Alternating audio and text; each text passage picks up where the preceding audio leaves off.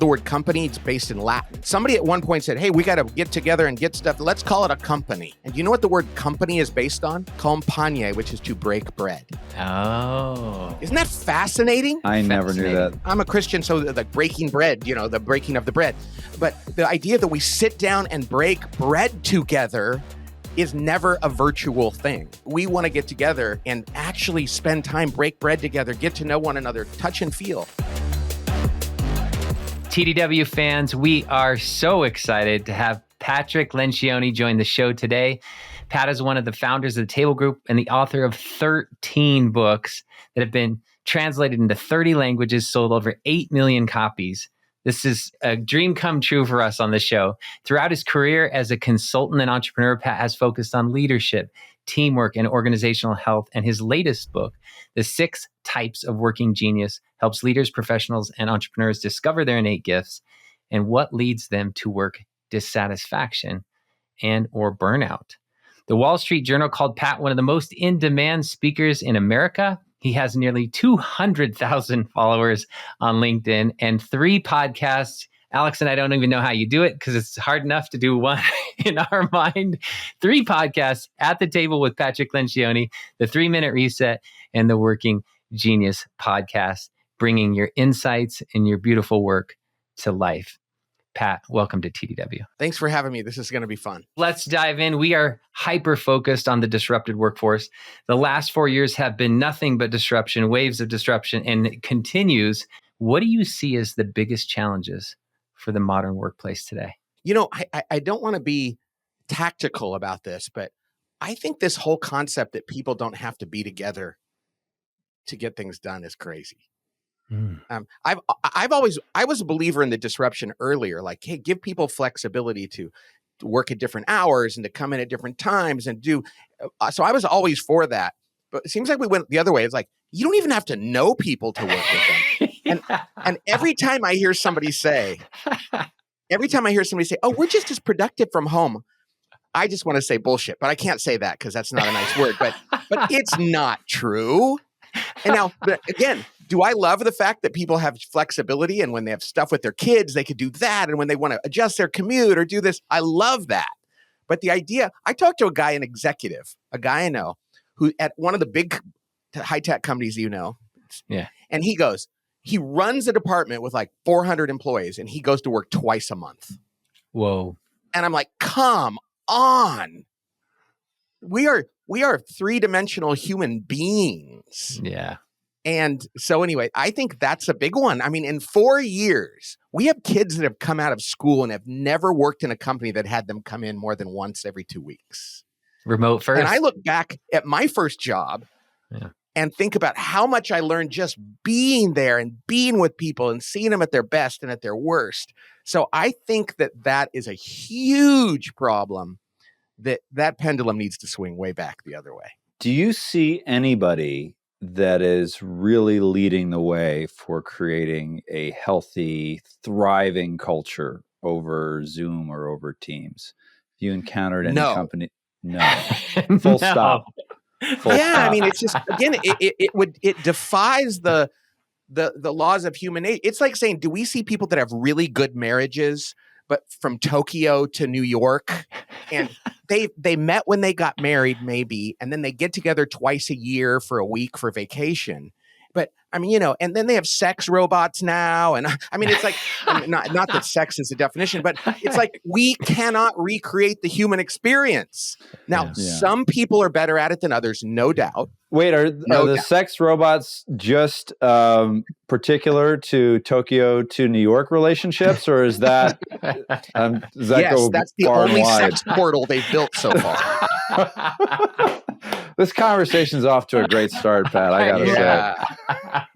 But so the answer is some are better than others, but everybody's looking for, hey, we've figured it out. It's like, no, actually, it is not as good to not be together.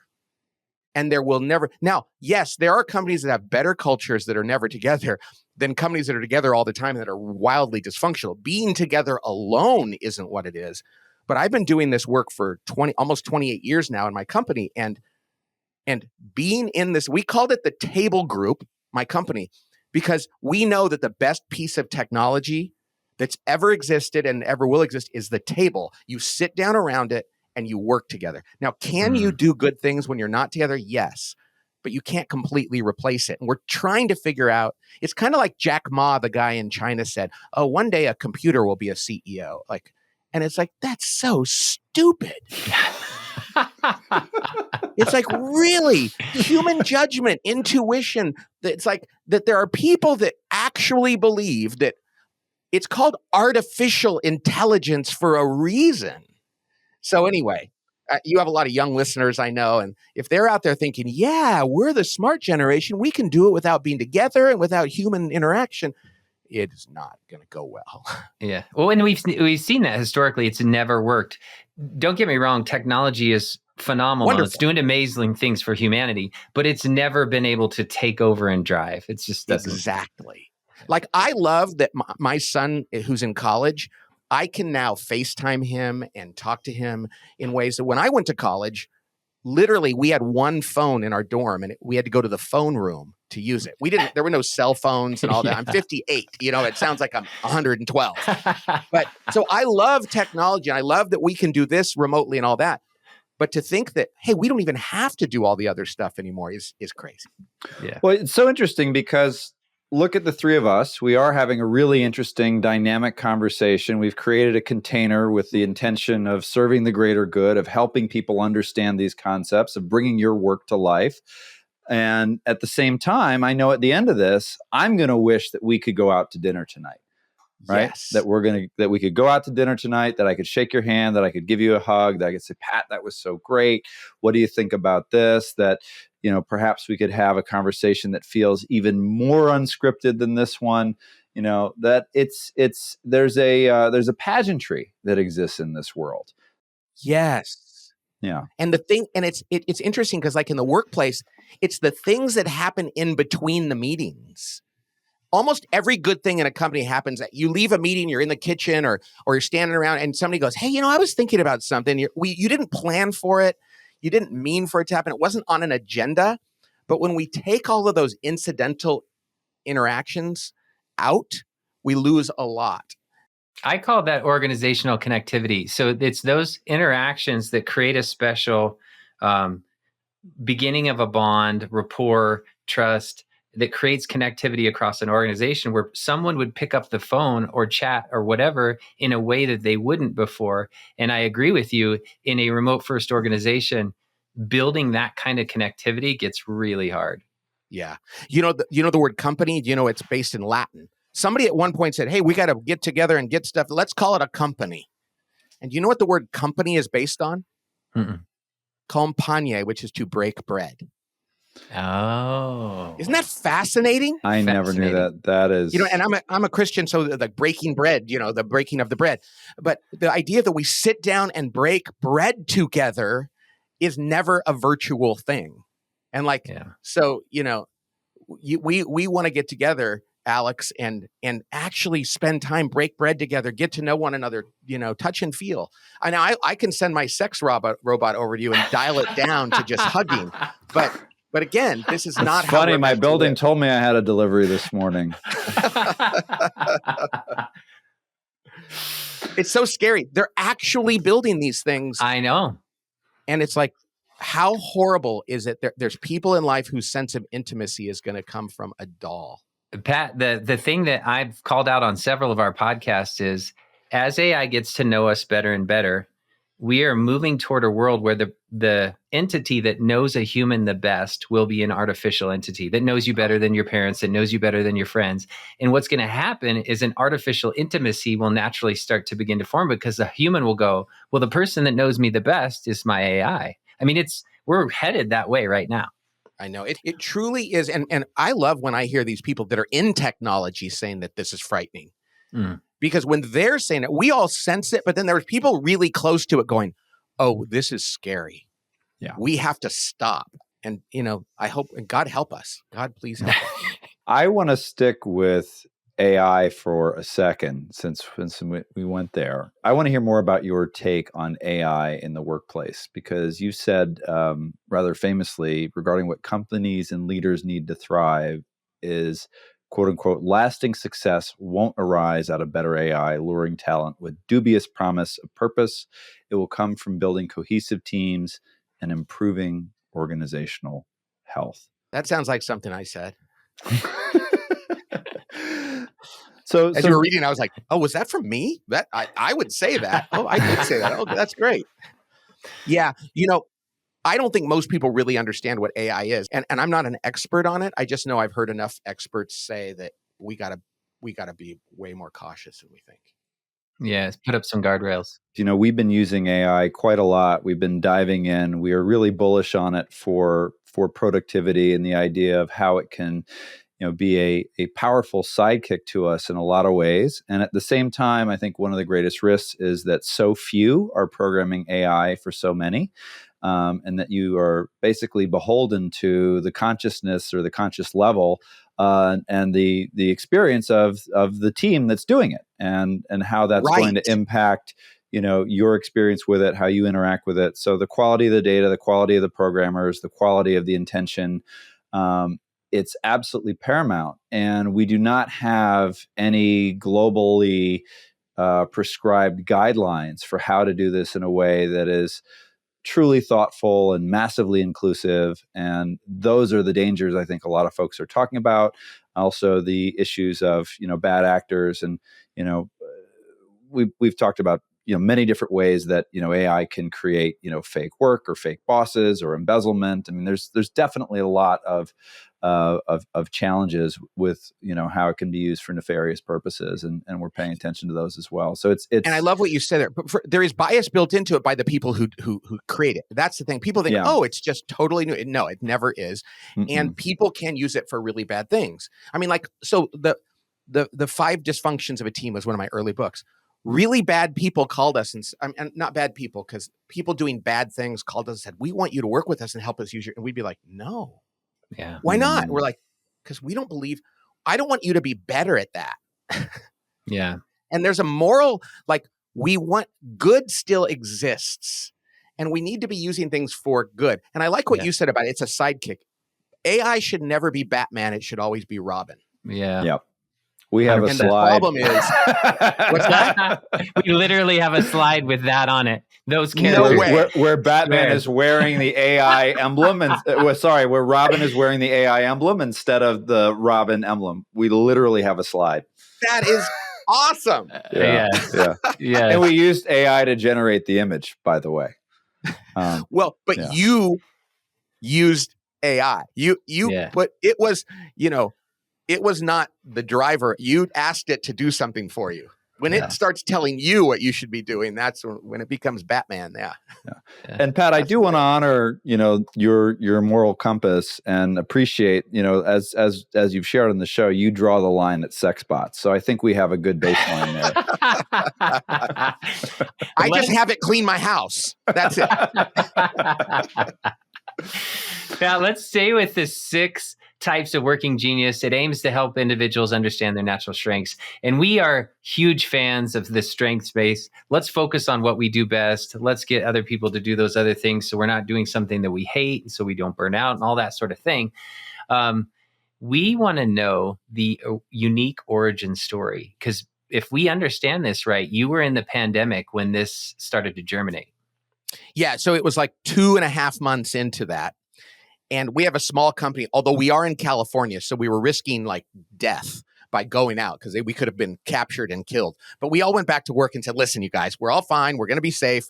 We're going to take care of each other. We have a small company. So we go back to work, but all the work we're doing is through Zoom. Okay. Yeah. And one particular day, I had a Zoom call, and it happened to be with a bunch of priests. I was doing management training to a bunch of priests, of all things. And I was loving that because it was fun and they were asking questions.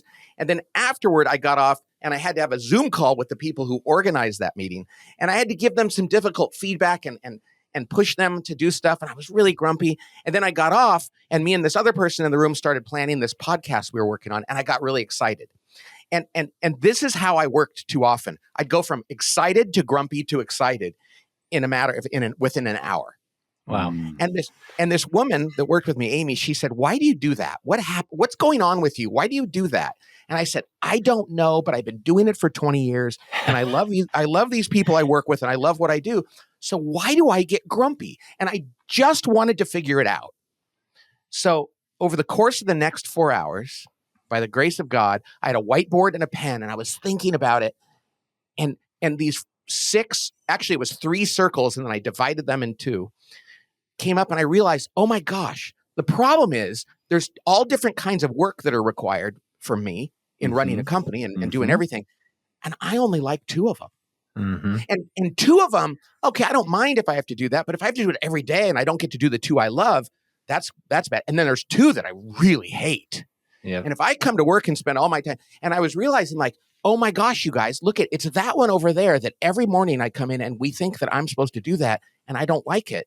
And they were like, this is really insightful. Well, so we just thought we were solving a problem for me and my grumpiness. Well, one of our consultants saw that on the whiteboard and he wrote it down and he shared it with the CEO the next day who was frustrated, like, what's going on with me? And he shared it with him, and the CEO had tears in his eyes. He goes, well, that's my problem right there. And we were like, oh, there's something universal about this. So there I was at home with a whiteboard in my living room with these 6 circles on it, my wife and my kids and their girlfriends and friends going through it. And we realized there was something real here. So me and my colleagues and my son built an assessment and started testing it on people, and it worked. And so 3 months later, we roll out and so here we are 3.5 years later, and about 1 million people have done this, and it's growing like crazy. We're pretty sure this is the biggest thing we've ever worked on. This is the book for people watching on YouTube. This is the book, and it's fantastic. Yeah. And just to let people know, and this is usually you would put the assessment in the book, but we launched the assessment in 3 months because we know writing a book and publishing it takes a while. So the book and the assessment are different. And people say, should I get your book? And I'm like, no, go to the assessment. You have everything in there. Then you can go, if you want to read the book and learn, go deeper, you can. But you do not need to read a book in order to do this. In fact, in 12 minutes, you fill out the assessment and the report comes back, and people are just like, well, crap. I mean, I think some of the most joyful things that have ever happened in my career is watching people get this assessment back and realizing, I thought I was a fraud, or I thought I was a failure, or I never realized why I did well at that, or I don't have to be that person anymore. Because if we don't know what our gifts are, we can't unwrap them and use them. And everybody is a genius at something. Yeah. And nobody should spend their working hours outside of their areas of genius. Now, we all have to do stuff we don't like. Yeah. But man, if we should be doing at least half of our work in the things that feed us. The geniuses are where we get joy and energy. And so burnout is one of the big things everybody's talking about today. And people think, oh, you're burning out, you should work less. It's like, no. You should do work that feeds you. Because when I get burnt out at work, sometimes the people in my office will pull things off my calendar because we don't want you to burn out. And I'm like, you just pulled off my favorite things. I can spend 12 hours at work and go home at night, and my wife can say, how was your day? And I'm like, I loved it. Let's do something, because I was doing something that fed me. If I go to work and do 4 hours of work that drains me, I can be really burnt out. So it's really about the kind of work we do, not just the amount of work. You have a great quote about this. You said, if we go through life without an understanding of our natural gifts, the best we can hope for is to be lucky enough to find ourselves doing what we love.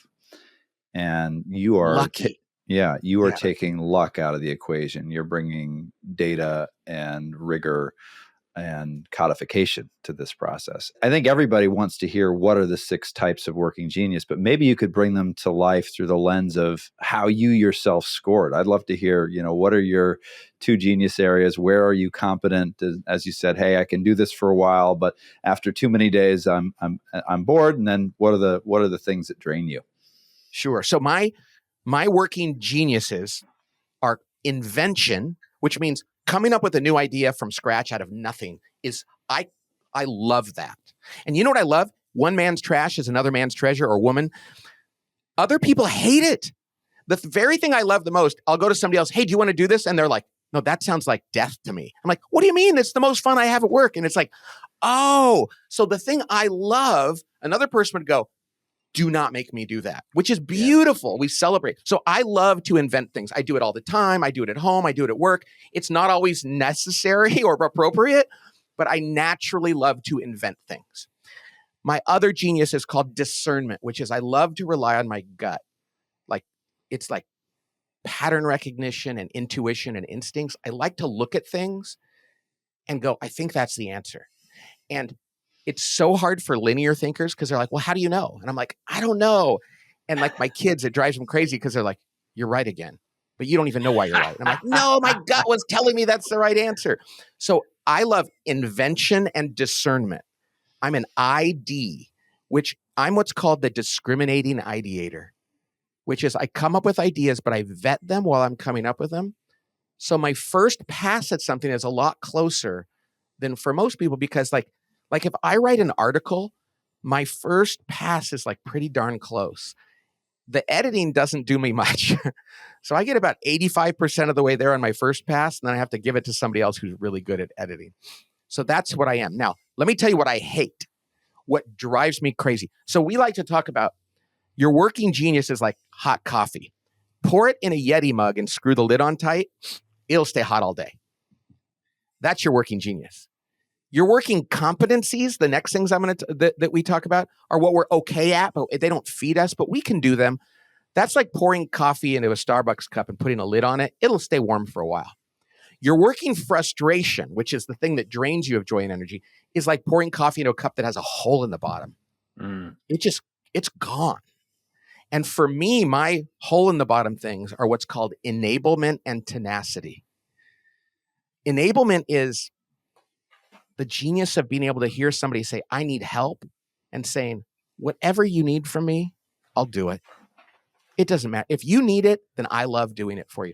This is where you go to a hospital and you meet a nurse, but this is true in every walk of life. But like that nurse who just like every time they ring the bell, they're just like, hey, I'm just glad to be here to help you. Mm-hmm. There are people that have this God-given ability just to come alongside and say yes. And they actually get joy and energy out of answering the call. And I don't have that one. I love to help people, but I love to help them using the geniuses I have.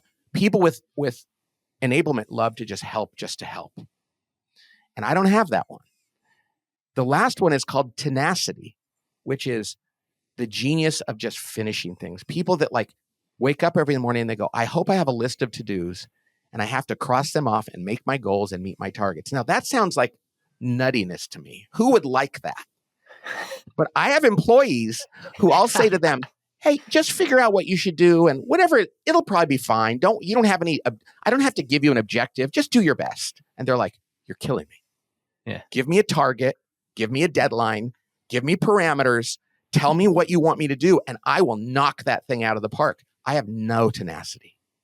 If I weren't surrounded by people that had more tenacity than me, I would have written 0 books instead of 14. So I don't have those things. Now, the last two in the middle that I'm okay at are called galvanizing, which is getting other people to like inspiring people and pushing people and reminding people. Being a cheerleader. Yeah. Yes. I can do it once. People see me on a podcast. They go, you must be great at that. And I'm like, I can do it once. I can do it twice maybe, but I can't come to work every day and remind people like, come on, let's do it. And then the other one is called wonder. The genius of wonder. This is the most hard to understand is there are people in the world whose genius is to ponder things and to notice things and to ask questions and to say, why is it like that? Is this really the best we can do? I wonder if our customers want something different than we think. They ask questions, and most of those people throughout their lives have been told to stop doing it. Like, why are you asking questions still? And kids that have this in education are told, like, just follow directions and get it done. And they're like, but I have a question. And teachers get frustrated with them. So that's one of mine in the middle. So, and by the way, so I just did those in a weird order. A great way to do this is in terms of altitude. Okay, because all of these things happen. Wonder happens at 50,000 feet, head in the clouds. I wonder if literally people that have this genius often start half of their statements like, I wonder, And we have people in our office who say this we just start laughing. And then it comes to invention, which after wonder leads to invention. So we're at 45,000 feet now. And then you get to discernment, which is getting lower, galvanizing, and then enablement and tenacity is when you land the plane.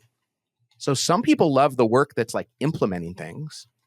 Some people love the work of getting things started. Some people love the work in the middle of translating it and getting it ready to land.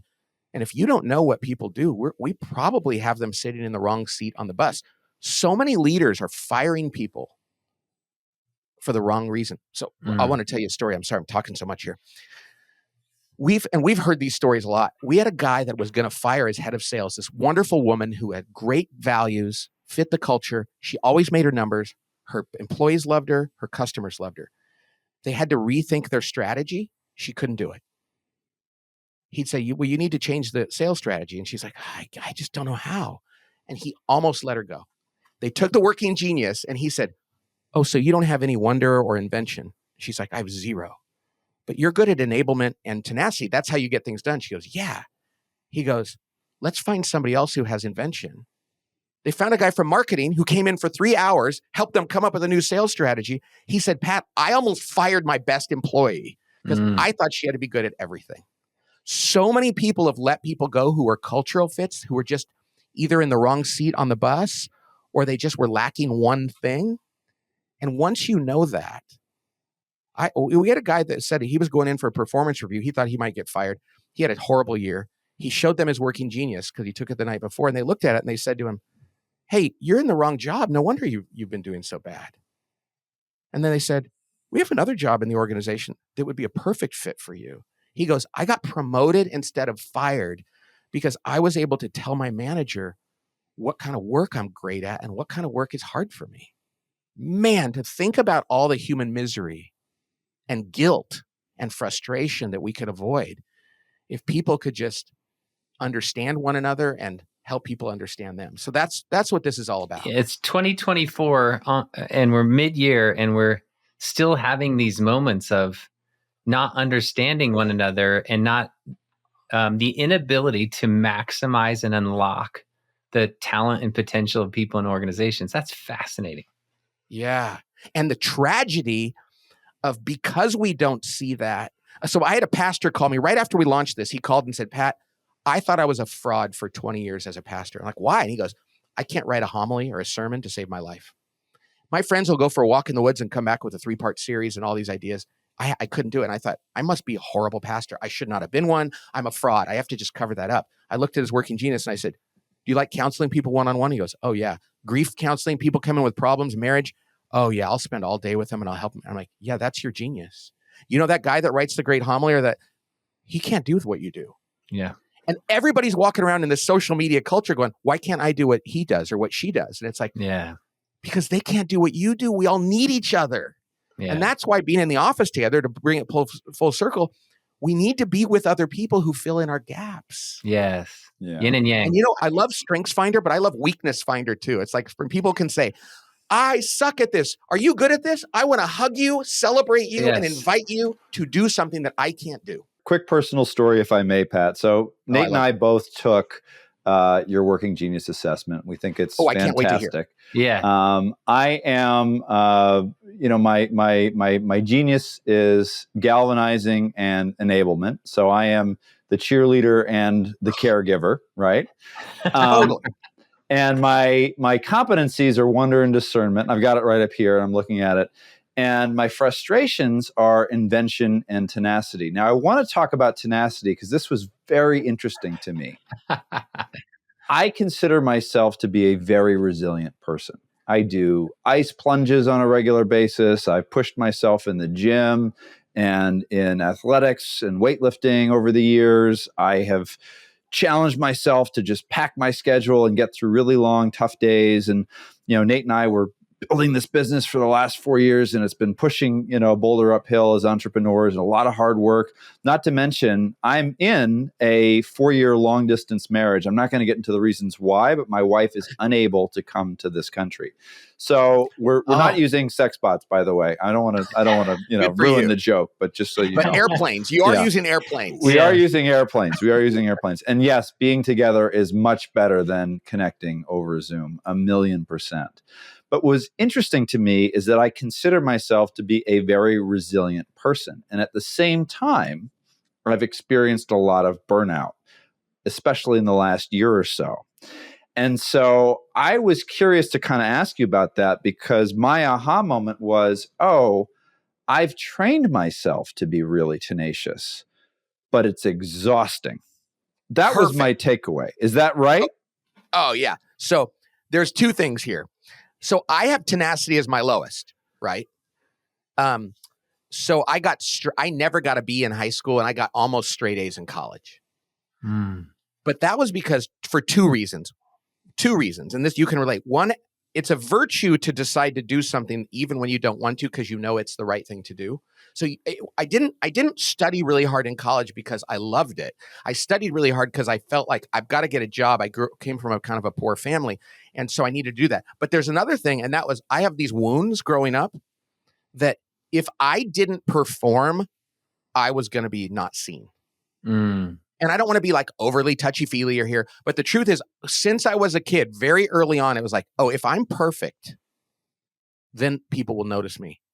And so I said, I have to do everything my parents, my coaches, and my teachers say. And if I have to really stand out, let me tell you something. Most of my tenacity was a grind, and it burned me out. And it's actually had some negative impact on me as an adult, looking back and realizing for years I was swimming against the current. Now, that doesn't mean all of us have to have tenacity at times. Like, this is really important to my family. I'm going to do it. But to feel the guilt of like, why am I not enjoying this is really bad. And so tenacity is one of those things. We had a guy that took this, and he didn't have any tenacity. He goes, "Hey, I'm a doctor, dude. I got through med school. Do you know how hard that was?" And somebody asked him one question, like, "Did you enjoy it?" He goes, "Oh no, it was miserable. I hated it every moment."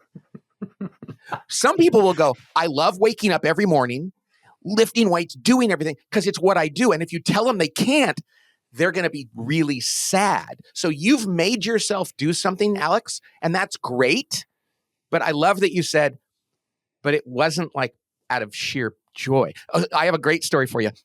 I don't know if it was, what's his name, Kipchoge, or it wasn't. It was a marathon runner from Kenya years ago. I used to be a distance runner. I should remember his name. Usually I do. Anyway, he was retiring from being a marathoner, and they were interviewing him, and they said to him, "Hey, so are you going to run every day just for fun to enjoy it?" And he goes, "Oh no, I will never run again. I'm going to get fat." I'm done. And they said, "Why?" And he goes, "I don't do this for fun. I don't like running. I was poor. I need to do this to make my family have a better life. I'm never going to run again." So the difference between somebody who's doing something out of sheer joy, knowing that I need to, and powering through is different. Yeah, because for me, tenacity it's a driving force to achieve the things that I want in life. So it's a necessary evil. Yes. But, and so I embrace it for that, but it doesn't mean I like it. There are people who love it. You're going to recognize someone that this sounds like. Here we go. Working genius, discernment and invention. Working competency, galvanizing and enablement, working frustration, tenacity and wonder. We are very close. Yes, very close. You have more enablement than I do, which is great. So you're by the way, you're the enthusiastic encourager, Alex. That's yours. Yes. Yep. That's my archetype. Yep. You're like, you can do it, and I'm going to help you. Come on, man. You can do it, and I'm going to help you. Yeah. It makes me a great coach. Makes me a great coach. Yeah. Fantastic. And you are the discriminating ideator. Yeah. Which is like constantly come up with ideas and actually getting pretty close. Like, it's like, hey, you came up with another good idea. It's like, yeah, because I'm constantly vetting when I'm doing this. Yes. See, that's something that's driven me crazy about working with Nate, because there'll be moments where it's like there's 3 ideas on the table. We're trying to push them all forward. And he'll be like, but what about? I'm like, no, nothing else. This is it. We have 3 already, Nate. 3. and and that's the thing. You remember I talked about that going from the highest elevation to the lowest? When your work is supposed to be like you're about to launch something. Mm. And so you're down now in the galvanizing, enabling, and tenacity part. Me and Nate come to a meeting, and it's the next day we're launching something, and we go, hey, you know what would be a great idea? And the answer is nothing. Today we're done with the ideas. We're not doing that because we want to tweak you. We're doing it because we can't help it. But it's totally okay to tell somebody, this is not the time for ideation and discernment. We've already done that. That ship has sailed. We'll do that next week when we're talking about the next thing. But for now, and it allows people to have vocabulary and even to push each other without feeling judged, but being understood. It's like, oh, Nate, you're doing that ideation thing again. Yeah. This is not an ideation meeting. Just put it away for now. And by the way, W and I are ideation. Discernment and galvanizing are what's called activation. And then enablement and tenacity are called implementation. That's and cool. When we go to a meeting, we should go, what kind of meeting is this? Oh, is this an ideation meeting? Oh, we can brainstorm, throw ideas against the wall. Maybe they're not a good one. Oh, is this an implementation meeting? Oh, we need to actually stick to what we're trying to get done. So I love that frame. Hey, you guys are really well balanced. And we've played off of that yin and yang throughout our podcast here. Is that we've figured that out, that he has different gifts than I have, and we've leaned on that. But I want to ask you something about this. Nearly 1 million people. You went from a idea on a whiteboard that turned into an aha moment for your whole organization. Now nearly 1 million people have taken this assessment, and we got to ask you what has come to the surface? What have you learned after 1 million people have taken this thing? Oh, well, and thank you, God, for this. We have learned how many people are living in guilt about themselves and judgment of others because they didn't realize that they're not meant to be everything. There are so many people. Oh, and let me tell you mine. My first job out of college, I went and I got a job at this management consulting firm called Bain & Company. And the year I went to work there, there was a book written, and it was the #1 place to work in America. They said, if you're a college grad and you'll make more money, you'll have more access to executives, and your career will be set for life. So everybody interviewed they must have been bad at interviewing. They hired me. Okay. So I take a job there, and it was 2 miserable years. And I didn't know why. And for a couple decades, I struggled thinking, man, I thought I was bright. And I thought I was hardworking, but as it turns out, maybe I'm kind of slow and lazy because the job was an ET job. It was, we're going to tell you what to do. Don't ask questions and just do it and do it perfectly. It was the wrong job for me. Now, had I known my working genius, I'd have said, hey, I know this is supposed to be the best job in America. Thank you for the offer, but I'm not going to be happy here. You're probably not going to love me either. And it's going to be 2 years of like crushing my confidence, but I had no language for it. So now what we think people should do, and we came up with a student version of this for kids in high school and college, so they can understand. It's like, you know why I struggled in that class? It's not because I'm stupid. It's because that class was really about following the syllabus and doing everything according to the book. And wow, and I like to think creatively. You can choose your courses, your jobs, your activities, your role on a team, without having to go through this process of getting beaten up and wondering if there's something bad about you. So there's a lot of people in this world who are down on themselves and judging others because they think, well, why don't you care like I do? And it's like, no, I just care different than you do. So I think that's the big thing, is that people are hungry to understand themselves and one another so that we can all get in the right seat on the bus and make the bus go. Yeah, and do the kind of work that gives you life. The way you said that before, it's not actually about making some of these peripheral changes. It's about doing the kind of work that you love. I mean, if you can work 12 hours, if you're in love with what you're doing, it might not have anything to do with the number of hours. Absolutely. And I remember when I was a kid, there was a book called Do What You Love and the Money Will Follow. And it's like, and I always thought, well, I guess that's probably true.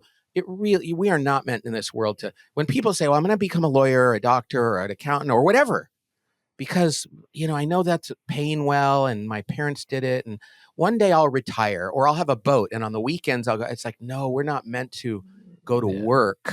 And going back full circle, the idea that we can work from home more now or have more flexibility, I love that. I'm a big supporter of that, but still do the stuff you're meant to do. Mm-hmm. And then when you have to do the stuff you don't, when you have to do tenacity, because all of us have tenacity in our work sometimes, you can go, I'm going to do it. I'm going to grind through it, not because I'm supposed to like it, because it's necessary, but I know that this does not define me. I also love that you brought the shame part to the surface. Oh. And Alex, I don't know that we've had that as crisp and as clear as you just delivered it to us, Pat.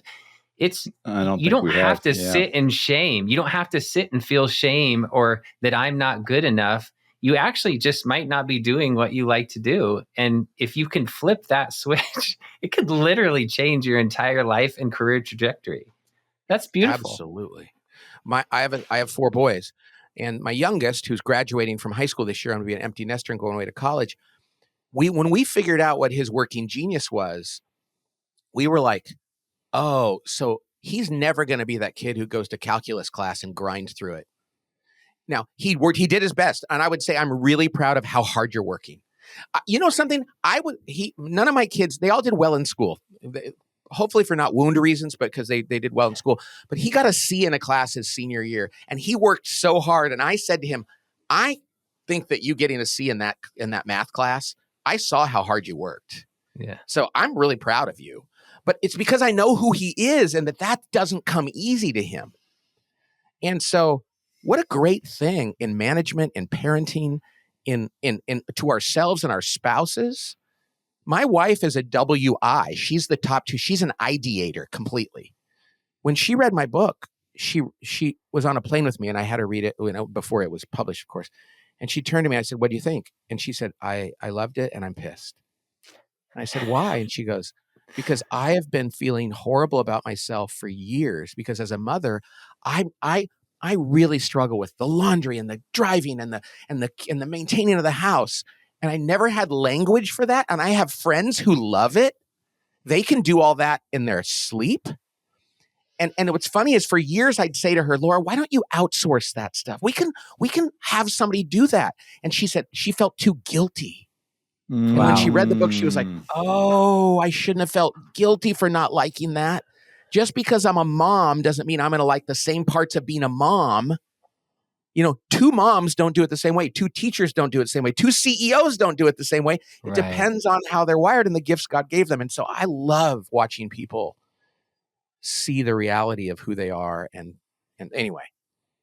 It's beautiful. I want to build on this conversation and also go a little bit in a different direction. You're talking a lot about this idea of shame and disengagement that people feel from the type of work that they're not gifted at.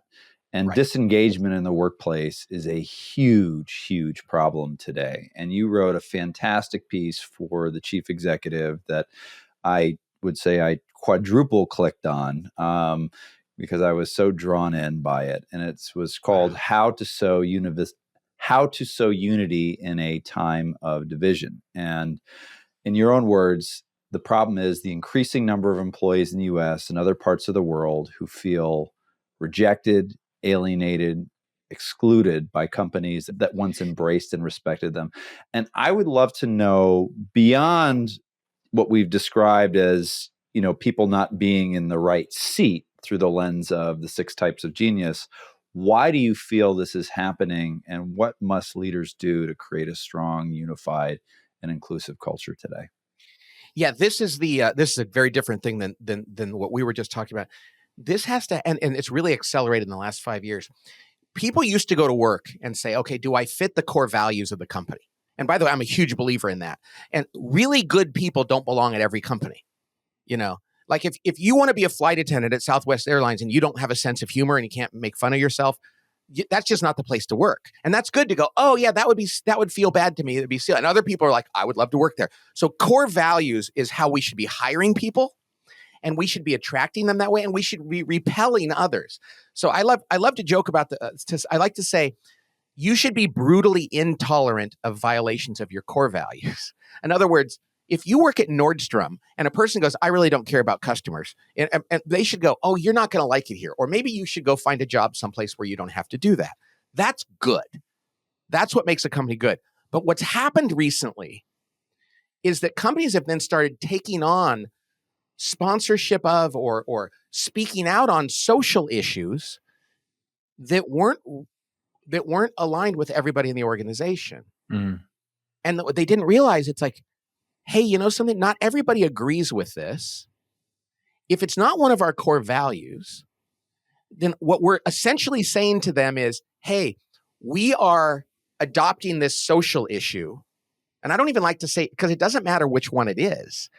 And if we have groups of our employees who aren't on board with that, we actually should go to them and say, we're adding this to our list of core values. And if you don't agree, maybe you wouldn't want to work here. That would be more, that would be more integrity than saying, well, we're suddenly, now we're pro this or anti this.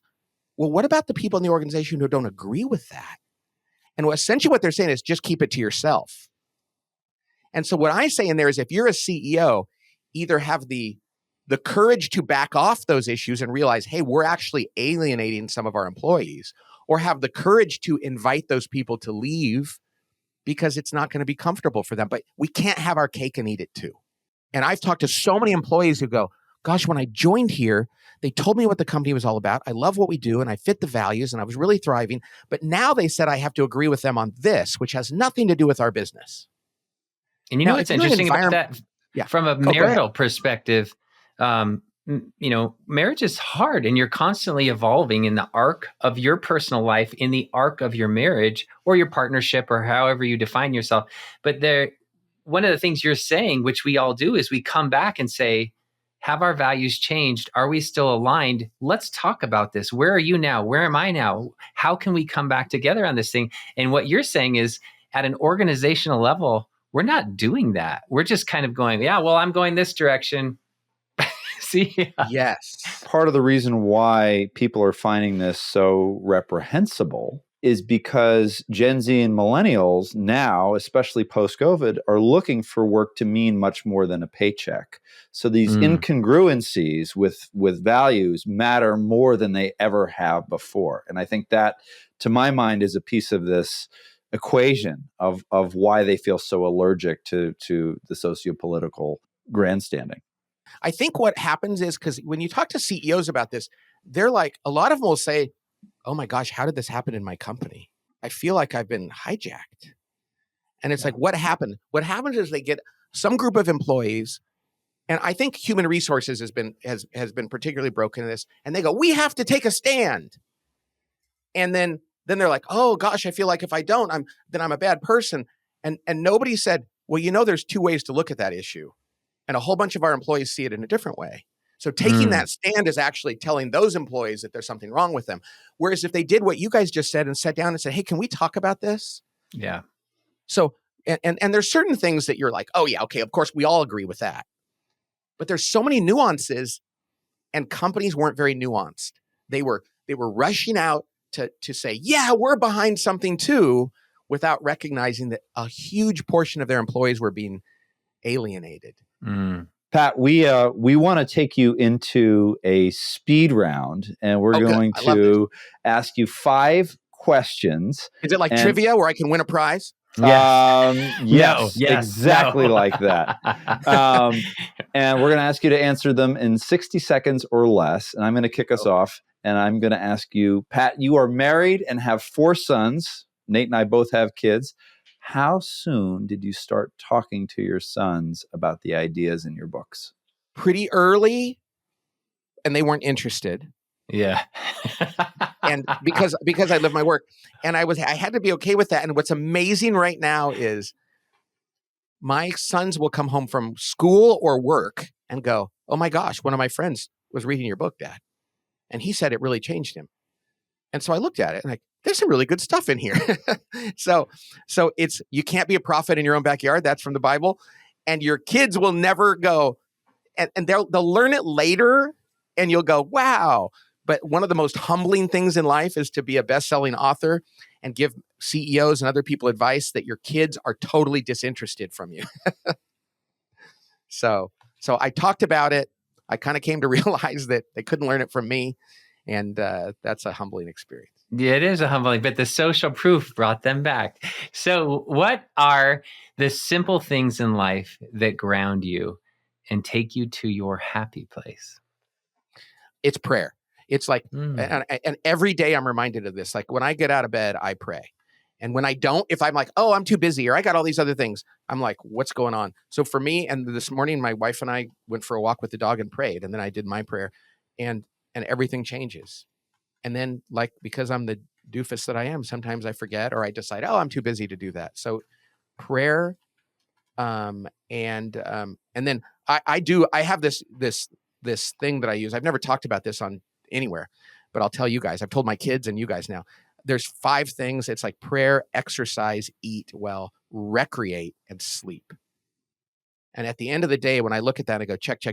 Yeah, it was a good day. But then I'll go, I didn't do any of that. And I notice it. So those are the fundamentals, but it starts with prayer, and that's the most important. Of all the things that you achieve working with clients, what is your most favorite outcome? I think it's the aha, the personal aha that people have when they go. And what the aha is usually, oh, this is simpler than I thought. I don't think that intellectual prowess has never been something that I strived for or took pride in. I like simplifying things for people and watching people go, oh, wait, I can understand this. I do get it. And whether I'm talking to them about faith or about business or about understanding themselves or about family, I love when they go, so it's not really that complicated. I'm like, no, it's not. You can totally understand this. What worries you about the workforce going forward? We've talked a little bit about AI, but in general, like, what are you worried about for the workforce? I think I worry that people are going to lose their souls. And you know, it's so amazing because like there's this strive for meaning, which is great that younger people have. But then there's also this rebound cynicism when they don't see it. And so sometimes I feel like they just go, oh, screw it. It's just all about making money and getting ahead. And that's why teamwork, relationship, and all these things we're talking about needs to be there. Pat, you have accomplished so much in spite of your horrific tenacity. What is next for you, and what do you want your legacy to be? Well, I don't like the word legacy because too often it feels like a pride thing. Mm-hmm. I came to the conclusion the other day that there should not be a Hall of Fame for anything because it's so like I'm in the Hall of Fame. Think about it; it's just so crazy.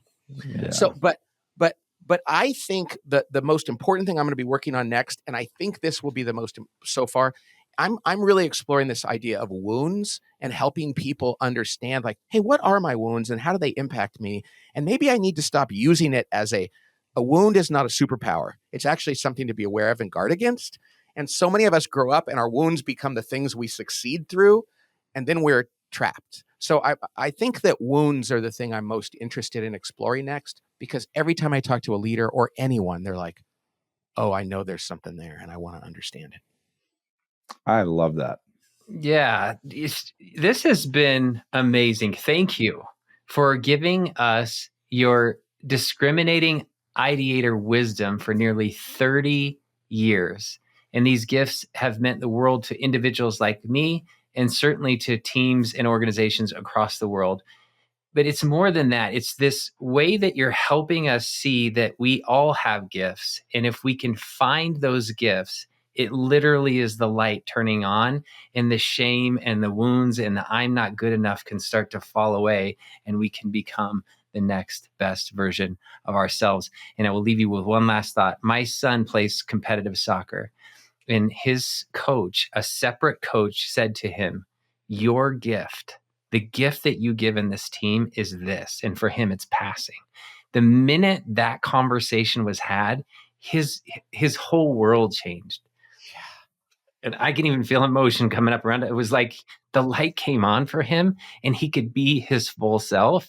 And that is what you're doing for all of us. So thank you. Oh, that's very kind. I've really enjoyed this, you guys. Thanks a lot. God bless you both. God bless you. Where's the best place for people to find you, Pat, for our audience? The Working Genius stuff, there's a website called workinggenius.com where you can get everything there, take the assessment, all that.